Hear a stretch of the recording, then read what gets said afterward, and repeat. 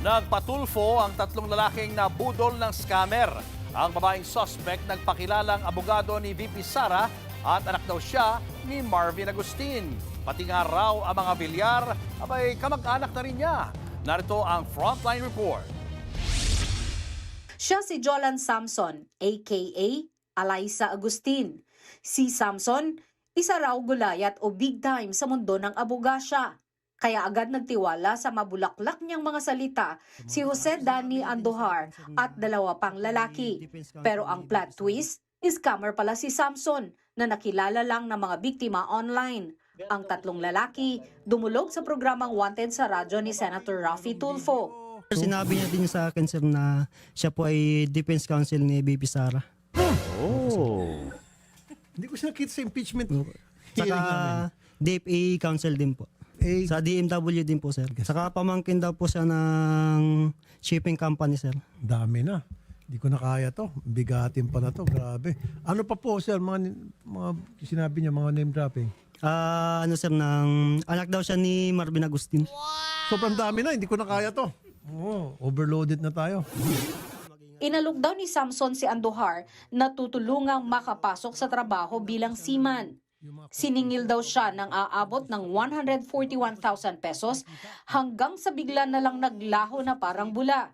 Isa pang nagreklamo ang teknesyan na si Ernesto Blanco.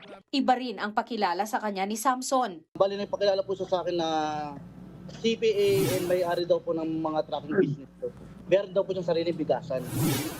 Nagpakilala rin daw na nagtatrabaho sa bangko si Samson. Inalok naman si Blanco na tutulungang makakuha ng pwesto ng cellphone repair shop sa mall sa halagang 300,000 pesos. Pero pareho sila nang naging karanasan ni Andujar nang nakapagbayad na. Nabiktima rin ang security guard na si Arnel Colarte.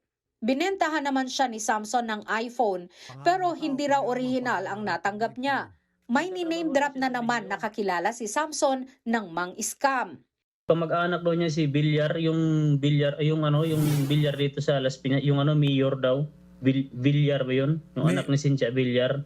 Ang dami na. Okay. Sino pa po ang mga binanggit niya sa inyo, ng mga kamag-anak pa niya? Kilala daw niya si General Bato. Una ng pinabulaanan ng Integrated Bar of the Philippines na abogado si Samson. Tutulungan naman ng programa ang mga biktima na makapagsampa ng reklamong estafa laban kay Samson. Payo naman ng senador. When it's too good to be true, it's not true.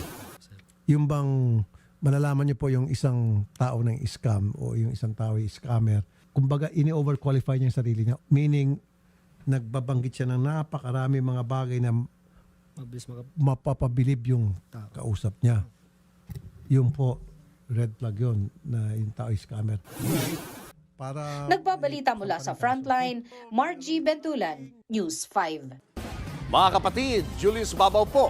Para sa komprehensibo at makabuluhang balitaan at talakayan, mag-follow at mag-subscribe na sa social media pages ng News 5.